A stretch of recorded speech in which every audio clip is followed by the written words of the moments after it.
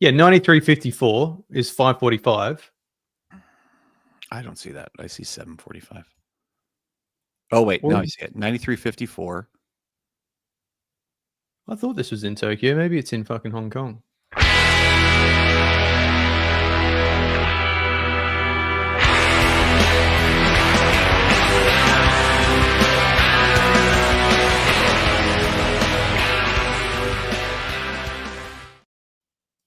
Hello and welcome to Gaming Nodes, a weekly podcast from independent validated teams. We do shop around. Here's the evidence. Null scrolling the Hetzner page.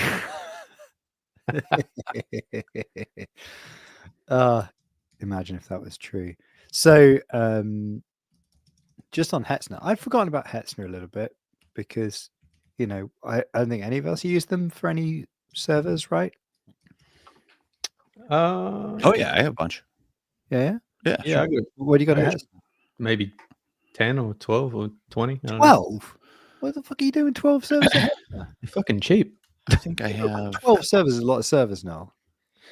Yeah, the 95, the 5950X when they were doing auction servers, man, they had two 3.84 terabyte hard drives, and fucking they were like 100. Well, they were like 70 euro or something, 60 euro. So it was like for a fucking just free RPC and shit. Fuck yeah.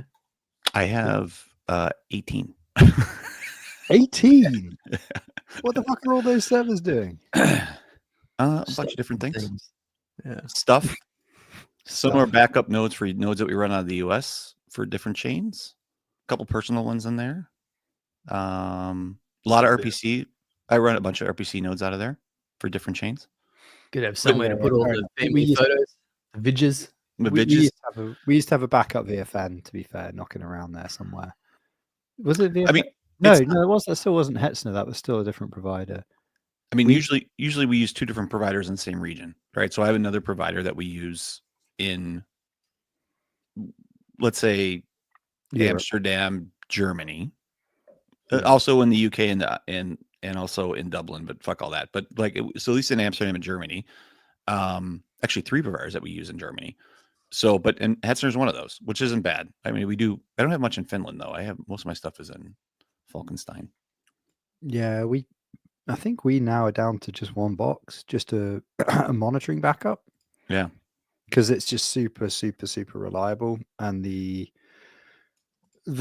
amount of RAM was just, to be fair, even a monitoring box is not particularly expensive to run on AWS, but you can just get more RAM for the same price. Yeah. At Hetzner. So ended up shuffling our main box over to Hetzner just because you could just digest a lot more metrics more rapidly. Yeah, the only thing there that is limiting is the 1 gig. Like it's everything else I think we run is 10 gig now. Almost everywhere. Maybe I can't even think of another provider that we use is not 10 gig. So that's always annoying because then you can't really. I mean, I know you can bump them up, right? There was a way to migrate them, so you can pay the money and dump it up. But then they're not cheap, man. I thought the 10 gig's pretty high, isn't it? I forget what the hell it is. It's like 100 something bucks to move it, and then an extra it's like $50 a month or something. Yeah, it's a fair bit more. Like it's enough extra money that you can just go with another provider at that point if you have a different provider. Maybe. I don't even know. It's also it's also I remember it has to be like, I think it's a manual process and you have to open a ticket and all that kind of shit, and I don't know. That's kind of annoying. The exercise, didn't it? I think if I was going to get 10 gig, I would get 10 gig in my rack for $5,000 a month. 10 gig in the yeah.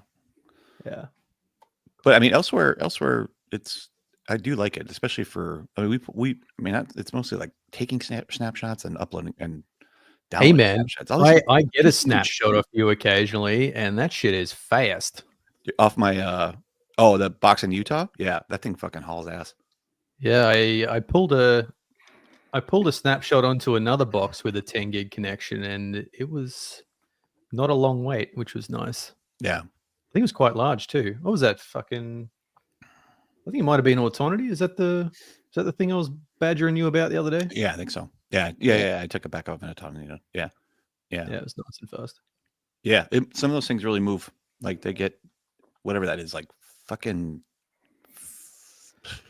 like 400 or 500 megs a second. Like it's fast. Shit moves. All right, I'm taking the hit on this fucking TerraSwitch box. You're gonna do it?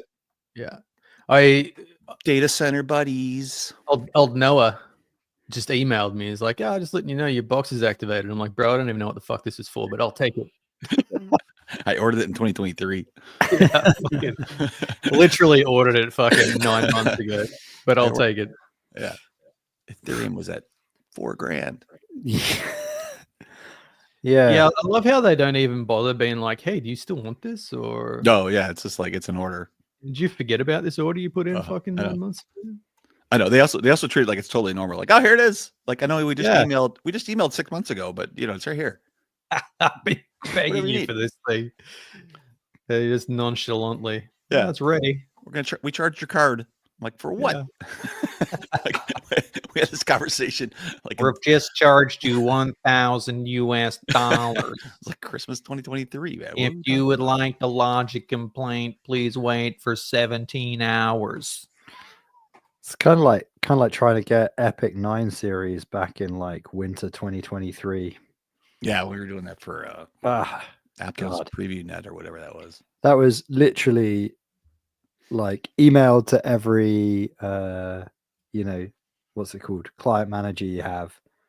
I need fucking Epics. Yeah. What you got? And they're like, yeah, we can put it on order for you. And you're like, nah, dog. but when will it actually fucking arrive? And then like 2 weeks later, 4 people at the same time send you the email on the same day saying, we've invoiced you for 2 months minimum contract on an Epic box at $2,000 a pop or whatever. And you're like, cool, 4 of you emailed me on the same day. Sick. Reverse that shit. Yeah. Have you we have actually you guys seen the new Epics with the 9555s and that type of stuff? Mm-mm. And they're getting the clock speeds up now. They're getting fast. Yeah. Yeah. Yeah. I was Go. also looking at because I've always looked at Threadrippers are really like the sweet spot for us for node apps, because it does have the high clock speed and the cores are there more than the Epic. Like it doesn't have as much cores as the Epics do, but the clock speeds are really there. And I tried those like a lot in Preview Net too, trying to because there's a couple Threadrippers that are fucking fast, like 5 point something gigahertz boosting, and then with like a good 24, 32 cores. And I'm like, they're ridiculously fast. They just don't have like the same. They don't have the same cache size. 4000 series. Are they the Threadrippers?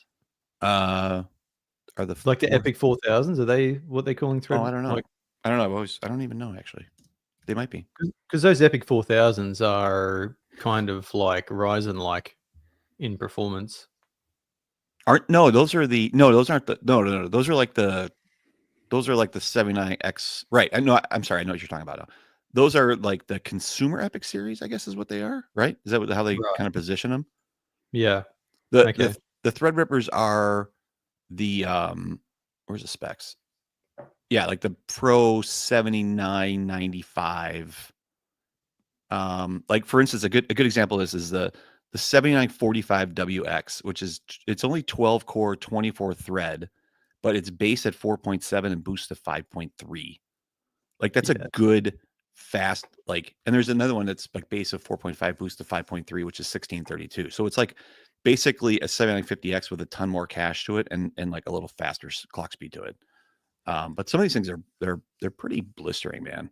Anything over 4 gigahertz, like for what we do, is like crazy good. 350 watts. The 9005 series is not. Yeah, it's not there. It's up to 4.8. Yeah. I mean, this base at 4.5 and boost to 5.3 at 32 threads. Like it's basically like a 7950X on steroids. They're huge too. They're like these massive chips, and they do make them like there's workstation boards. Like you can get, there are definitely boards with IPMI and everything else. So you see them in different data centers, but most people just get the Epics. Epics are a little bit of a waste for us, I think, sometimes. Other than like what we're talking about here in this situation, there's just sometimes there's just too many cores, and like it's better to have a couple 7950s than it is to have a huge Epic, doing a bunch of shit. 9175F is a 16 core up to 5 gigs. Base clock 4.2. Oh yeah, like those smaller epics that have less threads. Yeah, but it's got high cache too. It's like 512 meg of cache. layer Cache. 3 cache. Get that cache. Yeah. Give that cash money. It looks like a nice CPU. I might buy one of those. Yeah, I mean, that whole line is pretty good. So Yeah. hopefully, Intel So can push like it. we've got high core count fucking thread rippers in the rack, and fuck man, I use about 3 cores. Like I got like one of those has got maybe 20 fucking VMs on it, and it's idle. Like it's CPU's doing nothing. Yeah. So RAM bound to have the fast clock speeds in the RAM. You can't put too much RAM in them. Right. So they got like half a tip, and I think mean, I only get up to like high performance servers just sat in a rack doing nothing. It's kind of like peak what we do, isn't it? Yeah. Wow. It's pretty Then fair. you I mean, most of my go and try to get machines, business with them. most of my machines are like the utilization is way too low. Yeah, like 3% or something. A lot, like especially the high end ones, like outside of load tests. Forget about it. I Those thought hard build it drives- and they were those hard fun. drives get fucking pummeled though. Am I right? Yeah. That's what Someone like, told me. the two things So, are getting you know, fucked: the hard drives and RAM. I saw it in a movie. They said build it and they'll come, and I built it and they didn't come. Yeah. So I've also noticed this phenomenon over the last few years. So Anyway, I also want. hey, I'm also desperate to buy more drives. I don't know why. I just have a drive problem. Dude, that's you really do. Like you've literally got just like stacks of them lying around the place. You know, like So much unused space. we're gonna But have like- we're gonna have this conversation like in a couple of years where it's gonna be like, well, that was a wild ride. Anyway, literally back to McDonald's, and we'll be like, yeah, but like you were doing pretty well there for a while, Big Balls Blockchain. Like, did you not put any money aside? And it will turn out you just spent it all on hard drives and then thrash the hard drives to death. And now the hard drives are worth nothing. And all you have left is a broken pile of hard drives. And you're like, can you pay your mortgage in like broken hard drives? And the answer is no. So I've But you been can't pay in flogging shitcoins some, either, to be fair. So I've been flogging some 15 terabyte drives for like a good 2.5 years now, and I don't think they've even got 5% wear. Is that your super brand, right? What the hell is that? Oh, the Apple Store. Is that what you're talking about? All my expensive drives are all Dapple Store. Yeah. I totally thought that I was so what? Apple Store. It's been like this last week has been like quite a lot of debugging. I'm doing like pass through on some drives to some VMs to get like that near native performance, baby. And now Because you're I bottom know, performance and not that these shit chains haven't got any users. I know that you know all about this fucking Numa nodes. The Numa, like the drives have to be plugged in certain places so that they're on different Numa nodes, right? So that you can pass them through without breaking other connections. So we use. I didn't realize it at the beginning, but I had some drives running on Ceph, and I had other drives that I wanted to pass through to VMs, right? Mm-hmm. And if you've got, say, 4 drives on one Numa node, you can only pass, like you can pass all of them to one VM, but you can't individually pass them to different VMs. And if you've got Ceph running on that same Numa node, if you pass one, it'll break Ceph. And Really? then so your Ceph will go offline, yeah. Hmm. I mean, that OSD will go offline, so that one drive will. I didn't know it was that rigid. I thought it was really more a performance thing. No, Just no, like what? It's using too much break memory it in the out. lane or same. Too much. Yeah, but it's because like the all those controllers are like adjoined, and you know it's like you can't close a door between them, and they're all on the same sort of PCIe bus, because they're Hmm. joined to that particular. You can break up your CPU into more NUMA nodes though. Like you can go into the BIOS and you can do 1, 2, 4, and maybe 8. I'm not Yeah. sure about the 8 one. And then your RAM and your CPUs and your lanes, your PCIe lanes, all get divided by those NUMA nodes, right? So anyway, I had to go through the manual, find out which slots are connected to, which connectors on the board, and then figure out where those connectors on the board are connected to the CPU, so you can like work out the NUMA node partitioning, Right. and then go and move the fucking drives. And then you can can't you change or you can bond those lanes and BIOS and things like that? You could say something like No, that? because it's a physical connection. So you just go and unplug it and plug it into a different slot that's on that that's connected to a different part of the CPU. Right, but I thought you could in the BIOS you could say that these two nodes, like 1 and 2, are one, and you can bond them or some sort of structure in that. I've heard there's some shit with that. So when you assign your NUMA partitions, if you go and run NUMA CTL, it'll tell you like what resources are allocated to what NUMA node. Oh yeah. So to tell you what CPUs are allocated, how much RAM.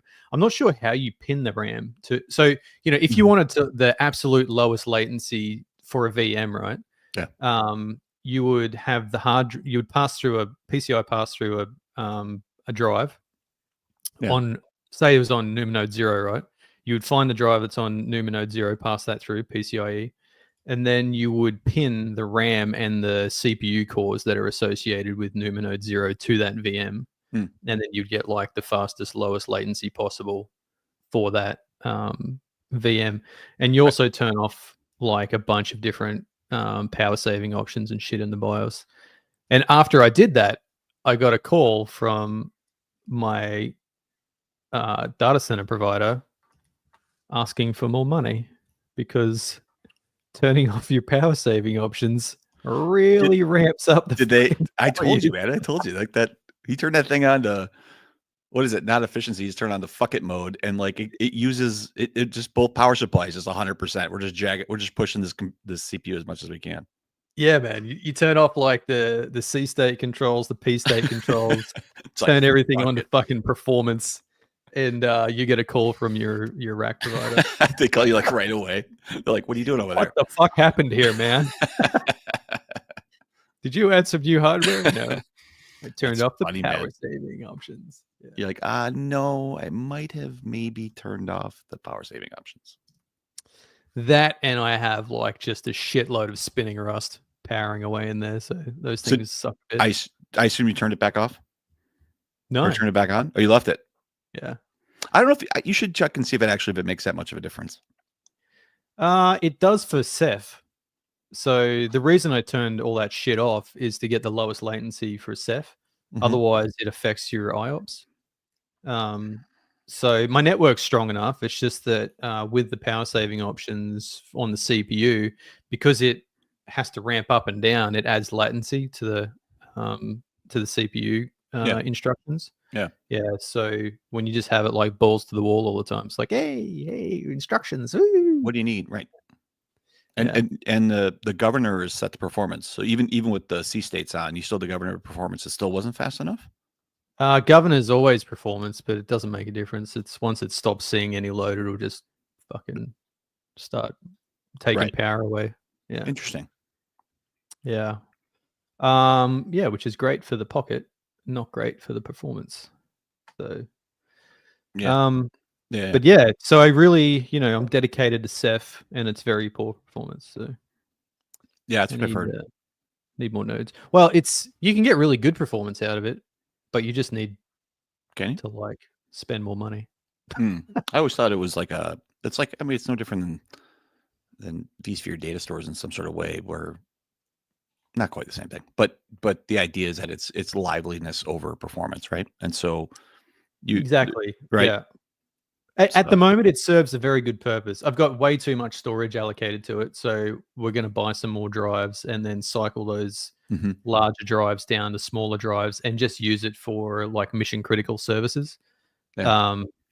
So things like signers, bloody, Pego, Zabbix, proxies, all that type of stuff, like all mission critical services that can't go down or go on Ceph. And then, partition out bigger, and we've talked about this before, partitioning out bigger allocations of resources to run, multi-homed fucking boxes with a bunch of different things on them. So at the moment we have a lot of individual services running around the place, which I'll still do for things for temporary things. I think I'll keep doing that for test nets, because you do it's handy just to be able to make an environment, fuck around with it, delete it. Whereas when you've got you can cluster things together in a production environment, because nothing ever really changes there. It's just running. Yeah. So yeah, definitely like the flexibility of being able to do both. And I'm going to buy another box for a large storage array and run, services that need shitloads of storage on just that one box. Mainly, I'm going to start putting my archives back on their own boxes, because it's just a little bit more difficult to manage with all of the drives. Are they in Ceph now? They're not in Ceph. Fuck no. Oh. They're on Proxmox, so they're still VMs. They're just big VMs with a bunch of drives. Oh, it drives map too. Yeah. Yeah, which is still, to my surprise, it works quite well. I do that here at the house, just the ZFS, and you just map it in there and whatever. Yeah, exactly. Because I didn't even when I set that up, because I took that, I migrated this from just a bare metal box, right? Mm-hmm. And when I migrated it, all I did was I pre-set up a VM, installed all the softwares, right? Yeah. And then I literally just unplugged the hard drives, plugged them into one of the Proxmox boxes, passed them through. That took maybe 10 minutes. And then just went into that VM and then just imported the ZFS cluster, and then just changed symlinked all the homes, and then turned everything on, and it was fine. Yeah. So it's cool. Really fast. That ZFS, man, just being able to import pools, and it's all just there, is perfect. I love that. Yeah. It works.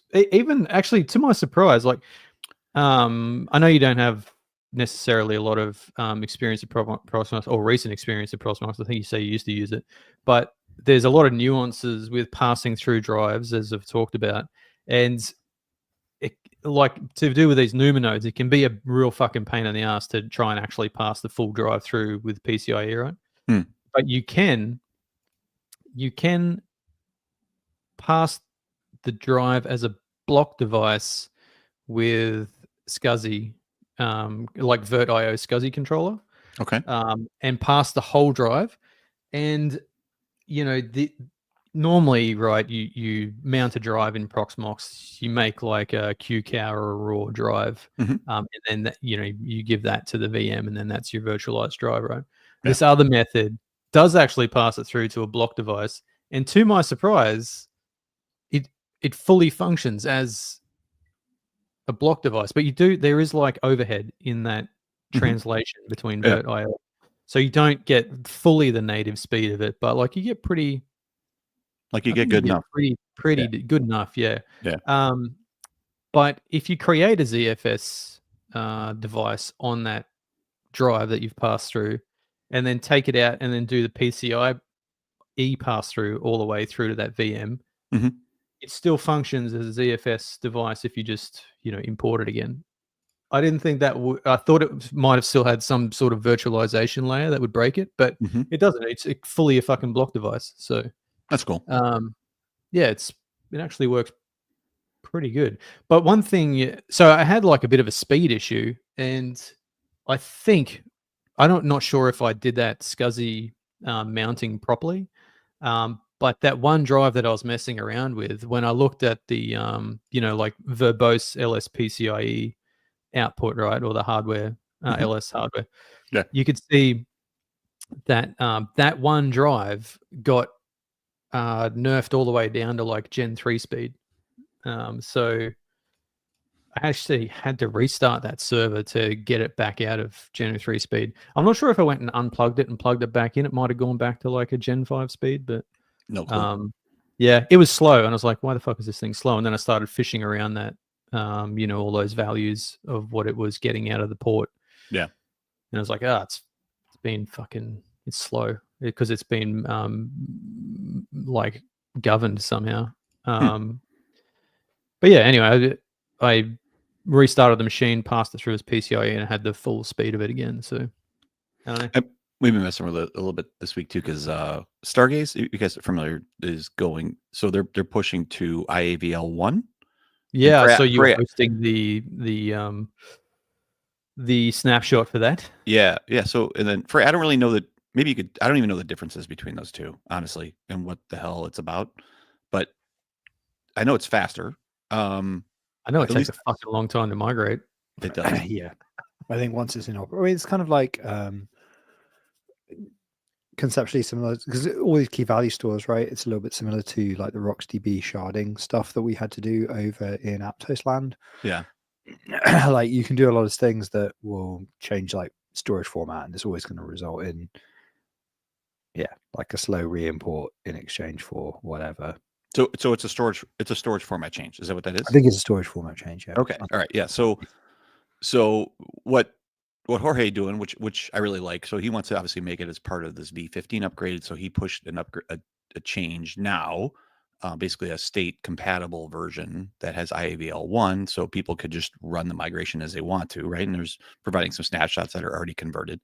But the same thing with it. So and then we run in Stargaze Archive, and so it was really not like, I mean, obviously we take snapshots every week for. We take ZFS snapshots to be able to actually snapshot the node and push it all across and things like that. It's growing now. It's like almost 7 terabytes, I think, something around that line. I mean, it's been a couple of years, right? So it's getting a little beefy. But I should use ZFS more is really what I'm saying, is because it's so freaking nice to be able to snapshot of it. And then we just ran that upgrade. I think it took 3 hours to upgrade the node, at least the initial migration. I guess it does some migration in the background as well, maybe a couple hours actually. And then no issues, no problem. Took another snapshot of it, blah blah blah. Like it's so freaking handy to do those types of state issues on things that are you really don't want to break. You know what I mean?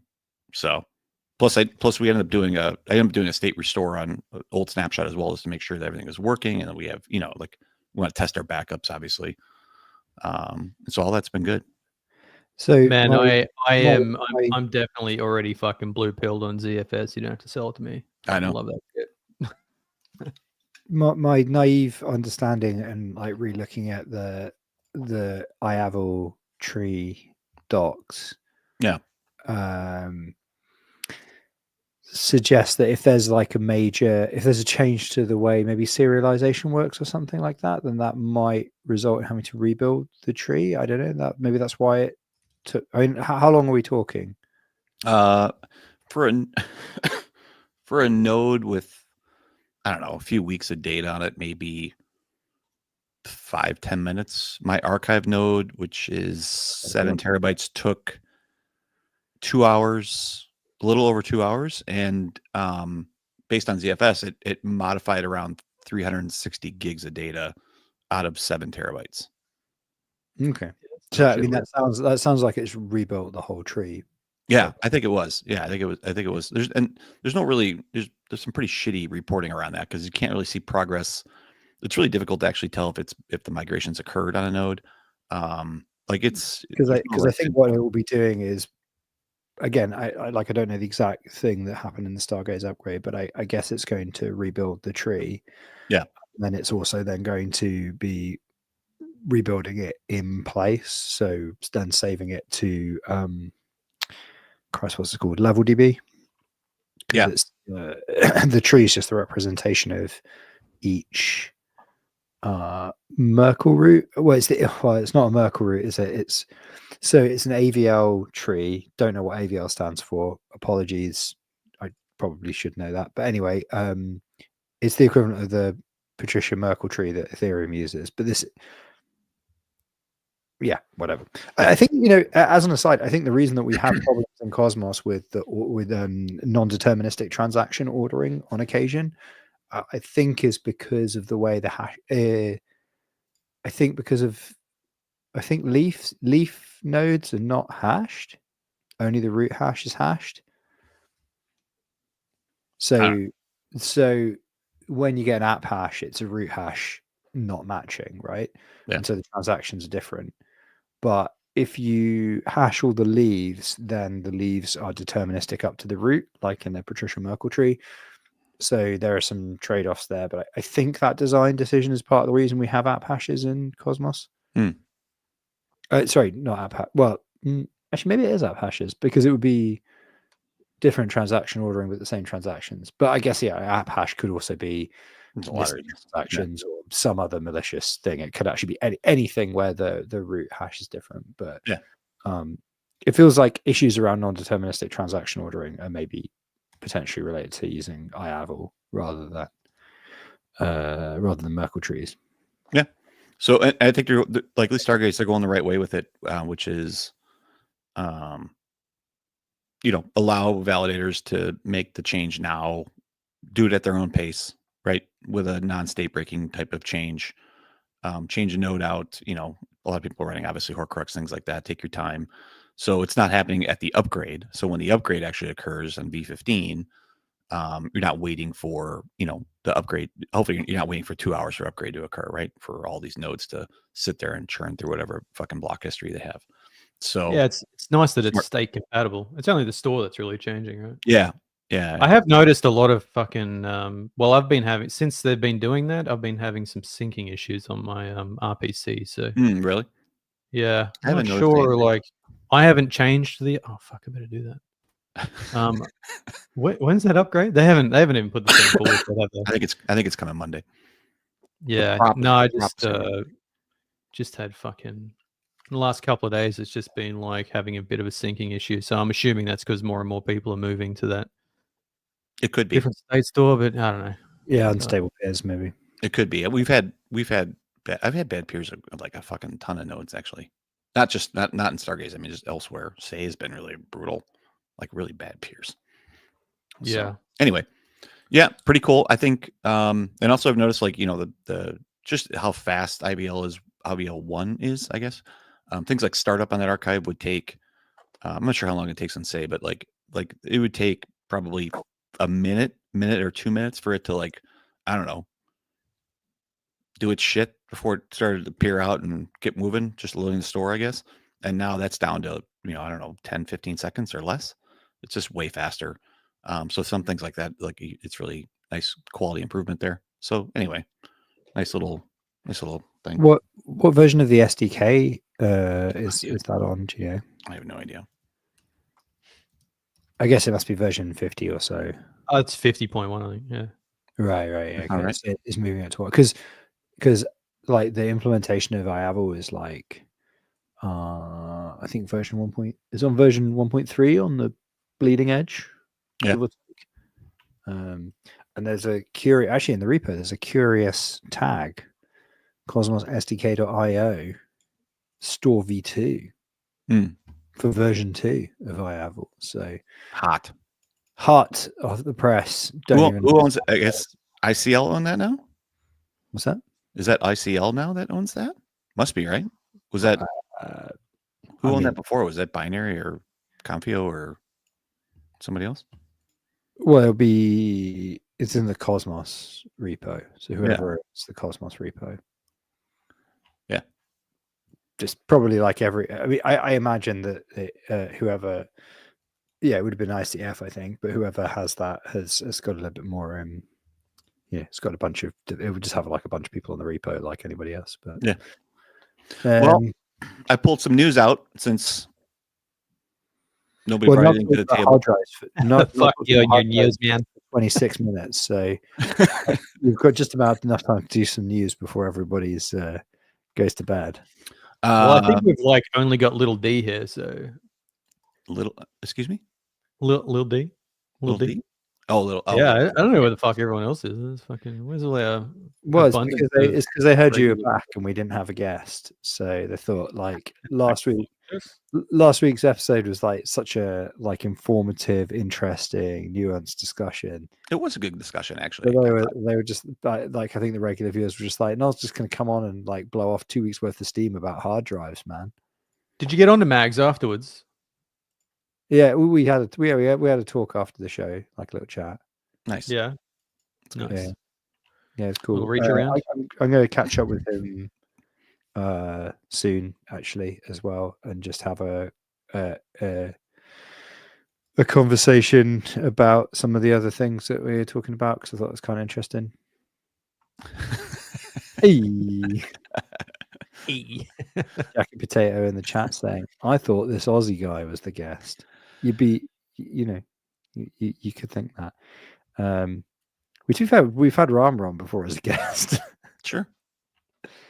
Maybe I've been mistaken for Rama. Rarama. That'd be difficult. Yeah. Yeah, Ram's more handsome. Let's see. Thorchain teeters on the edge of insolvency. Thorchain, who did they buy Kujira? Is that what it was? Was it an acquisition or was it was a salvage, right? Is that what it was? Yeah, Still yeah, running. Like Still going, right? yeah. Thor bought out Kujira, and now it turns out they themselves are insolvent because they don't understand the complexities of their own complicated DeFi mess. Right? Yeah, right. They've made so many. It's like, you know, that scene in The Big Short where he's just like, "Hey, you know what you could also do? You could make a derivative where you bet against yourself, and then you make money off betting against yourself." And the Yeah. other guy's like, "Oh my god, the entire world economy is about to explode." That's in my head. That's what happened with Thorchain this week.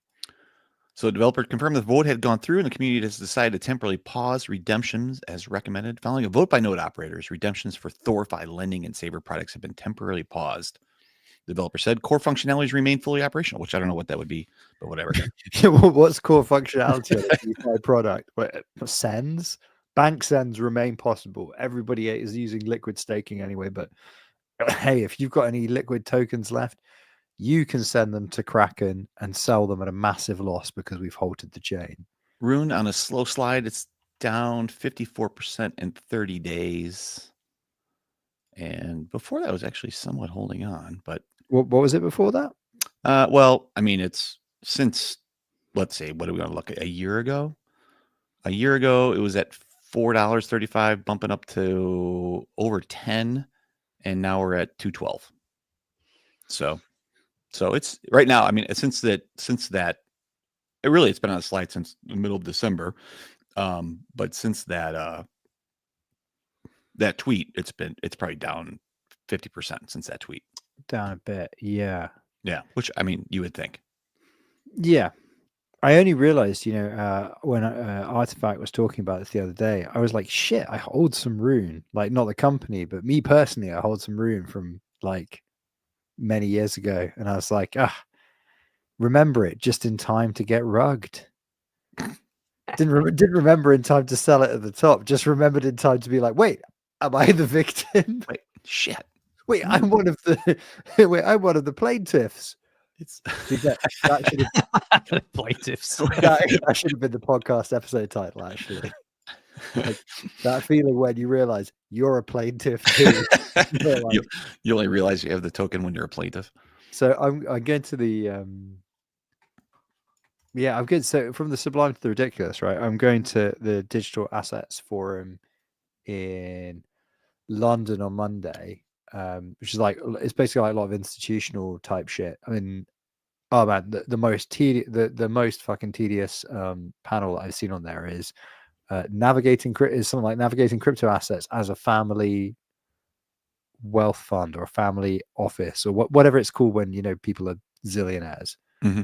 And I was like, oh, that's a panel that I don't give a shit about. Cool. Sounds fun. Okay, hear it. Yeah, just like fucking, yeah. There's some bits about like the whole institutional thing where I'm like, if you know, here be use cases, number one, and we need to bring them into the ecosystems that we're in, otherwise we're fucked. But also like, we do and we don't, right? We can just fucking sail the high seas of stupidity forever, basically, and that's also fine. Like, as in my cypherpunk heart, I'm kind of like, who cares, on some level about who cares about use cases, who cares about TradFi, maybe it is cool to just do stupid shit forever and continue doing stupid shit, but yeah, some of the panels at the event. Obviously, if you're going to be at the Digital Assets Forum and you're going to go to any of the CBDC or digital cash or stablecoin tracks, you will see me with a fucking notepad and my fucking glasses on like a nerd, say hey. But I reckon that's probably not the audience of this podcast in general. But anyway, I was thinking, I noticed, so relevant to this podcast, Mm-hmm. I noticed that fucking, I think Figment sponsoring and talking on a panel and Block Demon. And I was like, They got Block money, dude. Demon, the guys that sponsored, what was it, Cosmos Gateway in 22, just went and they double signed twice the week before. And I was like, these guys are huge. I always forget how huge those guys are until I go to literally any conference. They're like, we're the greatest. I'm like, what? you're the double sign guys. You guys have the worst How do you signing market percentages. Yeah. You The block. double sign guys. You're the double sign guys. Blocks. Their motto could be like, blocks, : you make them, we sign them twice. Or maybe no, there's just a t-shirt that says signed, sealed, delivered. I thought, yeah. Yeah, they're huge. There's like, what is that, 150 people there or something? Like it's still up there. I think on LinkedIn even Figment is like 100 or something. Yeah. Like, I'm guessing that's not coming from Cosmos, but no, it must be coming from it literally must be Ethereum, right? Because I was talking to somebody a little while ago about I can't remember who it was, but there was an organization in the UK actually who was a very big validator in terms of like the value of the company. And I was like, somebody like said the valuation, I can't remember what it was. I was like, Christ, that's huge. Like that's absolutely huge. How can they possibly have that big a valuation as a validator? And the answer, of course, was they are in the Ethereum ecosystem, and they have like a big load of like liquid state Lido. They were early on that, maybe something like that. Yes. Yeah. And I'm was not just sure like, how many validators. I can actually take a look though. Sure, it was like something like that, and I was like, oh right, that's where the number comes from. Okay, cool, whatever. Yeah. Like fine. It's like it's like a completely different world to the garage rock bands that are validators in other ecosystems. Oh yeah. Like Full show. Yeah, I couldn't even tell you how many they have there, but yeah. There's somebody else I was talking to this week made the joke that on any ecosystem below the top 5, if you see 150 validators, that means that chain is run and primarily used by 150 people. It's like, I was like, probably more like 180, but like not too far off. Like, that's not true. Most of those validators wouldn't use those chains. Yeah. Most validators don't use those chains; they just validate them. Yeah, we just make them. We just make them blocks. Just make it the blocks. What else we got news? Meat block. I've definitely been seeing a trend lately of like these new launches happening with less and less validators, which kind of makes sense. I mean, I to go around these days, right? I like that, especially if we're in that. yeah, especially if we're an anointed one. It would be a lot cooler if we were in any of those stats. No, they are. I think, which I think is good. I don't know if words getting around or what, but it's good. Start small. There's no reason, especially Genesis ceremonies are so delicate. Right? There is no reason to start off with fucking like 150 validators and then be like, oh, actually, all these people are a mouth to feed. Yeah. Well, also that whole fucking, even like Mars, where it was like 10 validators still managed to get screwed up. Like it's, nothing's a guarantee. Yeah. And like, I don't know. Even just people fucking losing keys and shit before after the Gentex, before the launch, and like just stupid shit. Well, yeah, I mean, even I think even like some of the remaining big stuff that we've been involved in the past, you look at it now and you're like, well, yeah, like 100 validators, 150 validators, like you have to get quite a lot of commission on a regular basis for that to even break even, let alone cover all the other costs and whatnot. And it does start to, yeah, I mean, I guess it's kind of crazy, isn't it? Like the default in the Cosmos quickly became like 125, and even then, like even in a bull market, people were saying, "Oh, but the bottom tail of the validators aren't breaking even," and it's like, yeah, exactly. And then now we're here like several years later, and it's like, well, you know, the top 50 aren't breaking even. Yeah. So yeah, we've still got these huge sets, and yeah, that was I can't remember if it, like, yeah, I mean, like other than maybe. Do you reckon the validator at the bottom of the Cosmos hub is breaking even? No fucking way. I don't think so. Because you can. Oh well, not with with the interchain security, but before they would have been. You can run fucking Cosmos on a potato. I swear the bottom is like 3,000 atom though. Yeah, it's relatively small, isn't it? Nobody's making shit on that. There's no fucking way. 3,000 atom is like, what is that? 18 grand? Well, yeah, sure, but like, don't shame my validator, man. 2,953. Oh no, wait, that's inactive. My bad. Why are they showing inactive? Yeah. And active? I was gonna say because like 2,000, that's not really low. It's got to be like My 20, 30, 40, 50k at My least. bad. There's a lot of circulation. My bad. It's 105,000. 105,000. 105,000. Yeah. You're still not breaking even on that though. 100. Well, Null knows the math, right? 105,000 at 5%. Actually, they're running at. Oh, I'm sorry. They're running at 9%.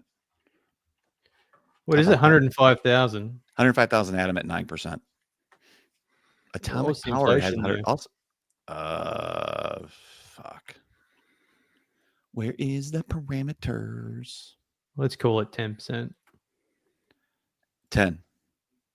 Min 7, max 10. So that's it's respectable. What'd you say? 105,000? That's 9,450 a year times. Oh, hang on. No, it's not. I fucked that up. 0.1. I was gonna say that sounded like super optimistic. I was like, yeah, missed a zero, man. Yeah, it's $2,000 a year. What's Atom worth? $1? 592. 593. $5,000 a year. $5,000 a year. Yeah. Yeah. So run it on a Hetzner box. $416.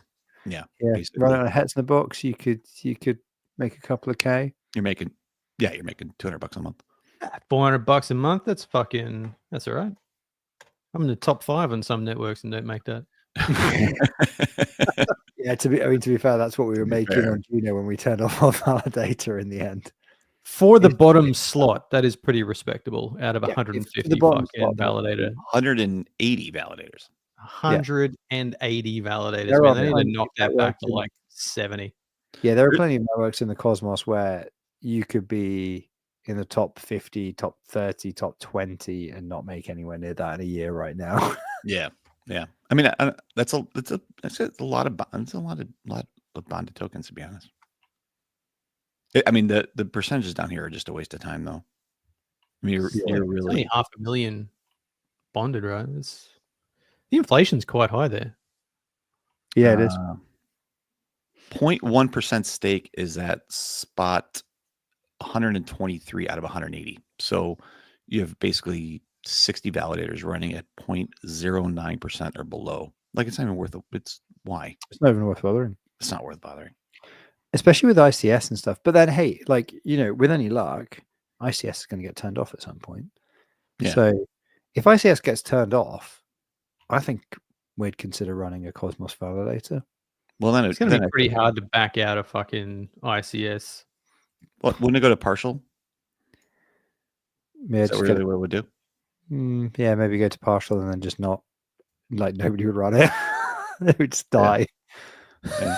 It would be like every ICSJ would be like, oh, we've got no validators. Wait, people need to volunteer. Wait, there needs to be an incentive. And then just L5 and Purgatory doing God's work. Yeah. Yeah. Basically. An imperator. Yeah. I mean, just Yep. just Cosmos getting fucking strangled by ICS is the absolute non-plot twist that everybody knew was coming. Yeah.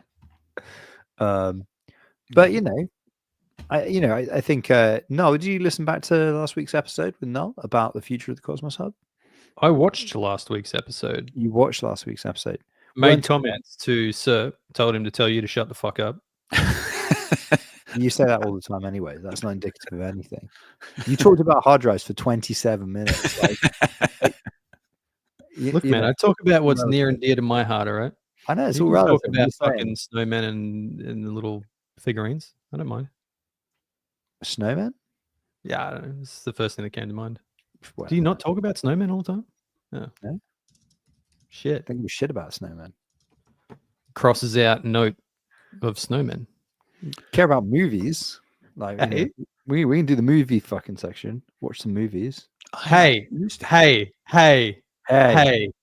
hey. You want to hear about the shittest movie I've ever seen? Please. And I don't know if you've watched this, Sir. What an intro. Armor is just the shittest movie I have How do ever you spell seen that? Oh, what's that? in my life. ARMOR, I think it is. Oh, I watched that. Was Sly? Oh my god, it was bad. Oh, fuck. It's got Sly in it. What are you talking about? I know, but like it was just so fucking bad. What- Like the whole plot was just dumb. All the fucking physics in it didn't work. The fucking How dare you? oh How man. fucking dare you? The, Listen, the special effects was embarrassing.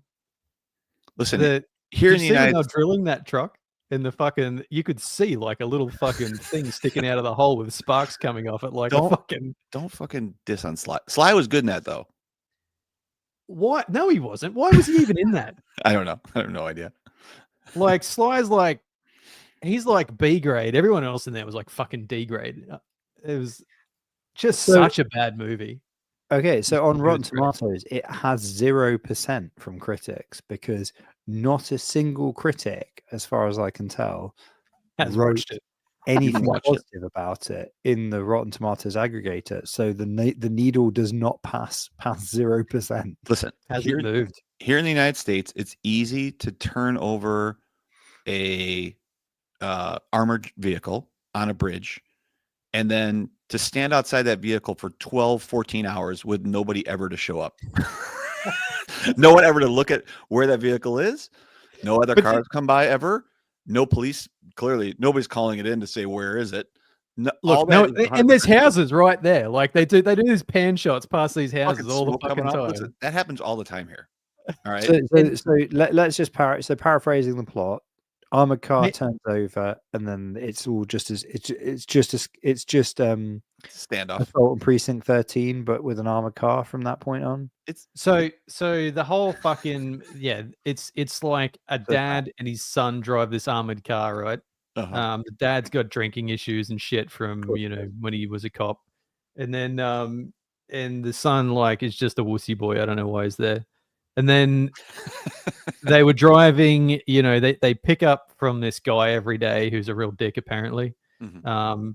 And then they were driving to the storage point or whatever, and Sly and crew who have in separate flash scenes over the past fucking 5 minutes been loading bullets into guns. So then they seemingly just like are running them off the road, but the There wasn't much of a plan there. protagonists take all of the right turns to end up at this bridge somehow that is the choke point to like fucking stop this van with these other two vans, right?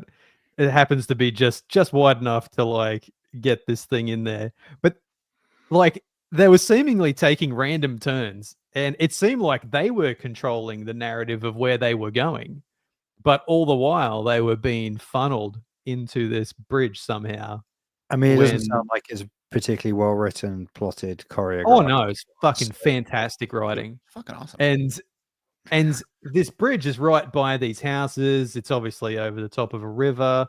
It did appear as though the bridge was closed for no particular reason, because there was no like inkling of catastrophic damage, or like there was no, it didn't look like it was going to be or was under construction at all. So why it had these water-filled barriers out the front as a closed bridge situation is beyond me. It seems like it must have been known to be closed because no one was trying to get over the bridge, right? Mhm. But I didn't see anyone go back and like put the water barriers back up after they fucking ran through it. So presumably people know that this bridge is closed and don't bother going there. What I did find interesting is that when fucking Sliders walked off the bridge at the end, there was a guy who was just already driving past, like, Yeah, he's to like, pick hey. him up. To get a lift. He's like, "Hey, can I get a lift?" It was like way inside the barrier area, so that doesn't really fit. And then all of a sudden, all of the police show up at the end. Like, Yeah, like right at the did end. someone call them finally, or Like- is that just they knew to come? Then is that like a prearranged time to just They got show up? They got like a 12-hour response time. Yeah. How long does it take in Heat for the police to show up in the armored car scene? It's like 2 minutes, something like Yeah. that. Because they have to get the stingers out, don't they, to stop the police cars? There were just so many fucking plot holes. It was absolutely ridiculous.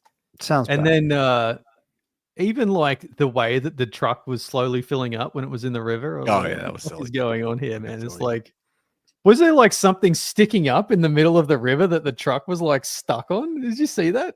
It was fucking, I don't remember. That kind and that's why it was like slowly filling through the hatch, and then all of a sudden it's fucking dude, 35% on Rotten Tomatoes. utterly That 35% can't be wrong. I'm telling you. 35% audience, 0% critics. 35% of people didn't fucking bash their head against the wall until they died. Yeah. So anyway, needless to say, I quite enjoyed it. Yeah. It's not Yeah. bad. Yeah, good background. What'd you say is Wussy Son?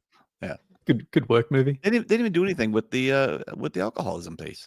Just kind of Yeah, they did. Yeah, When? because he ended up using his fucking thermos as a fucking Molotov cocktail, Oh right. and to fucking disinfect old mate's leg. Look, we're not breaking any dumb. plot points here. It's fucking stupid movie. No one's gonna watch fucking it. So, dumb. yeah. So fucking dumb.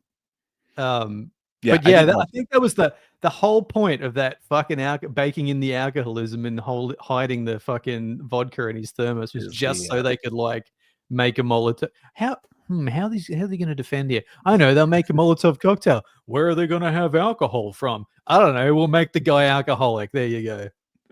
Plot twist. Genius. Fucking genius. Fucking time for another beer. Let's go. Yeah. They obviously wrote this at the bar after fucking 3 bottles of whiskey. It's pretty good. Yeah. And I just love that there's a plastic hatch on top, but they're drilling a hole through the Right. fucking concrete door. All the fucking tear gas just comes flooding in, like in a closed area. Like it just Like, oh, comes shit, I flooding didn't into the I fucking didn't even see cab. this thing. Oh my god. Have you noticed that on the theatric poster in the middle, there's a little bit of text, and if you zoom in, it says "On the Bridge of Death." No, it doesn't. Yeah, it does. Oh my god. Oh my god. I think this film is money laundering in some way. I can't put my finger on it, Don't knock it. It's good stuff. but it has that kind of whatever it's called. You know, it's Guy Hands films that never really got released or got released in one cinema just so that they could then be used for tax evasion purposes, like the Lobster Man film. Listen to me. Sly doesn't make bad movies. All right. And yet bad This movies film seem is so bad, man. and yet You bad know- movies seem to find him all the time. That TV show that he does isn't too bad. The Tulsa one. Tulsa King is great. Yeah. I enjoy Yeah. it. Yeah, he's good. Yeah, it's not too bad.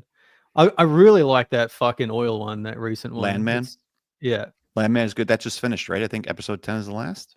I think. Yeah, man. I'm so fucking devastated. I He's- didn't actually watch 10 yet, so don't fuck it up. Fucking man, he's so good for that role. Fucking that what's his name? Billy Bob. Yeah, Billy Bob Thornton. Billy He's Bob's so fucking good in great. that Yeah. role. Yeah. So you Yeah. know what is good that I saw the other day? Conclave. If you get a chance to fucking see that film. Saw it in the cinema. Conclave Yeah, saw it in the cinema of all fucking places, and it is great. with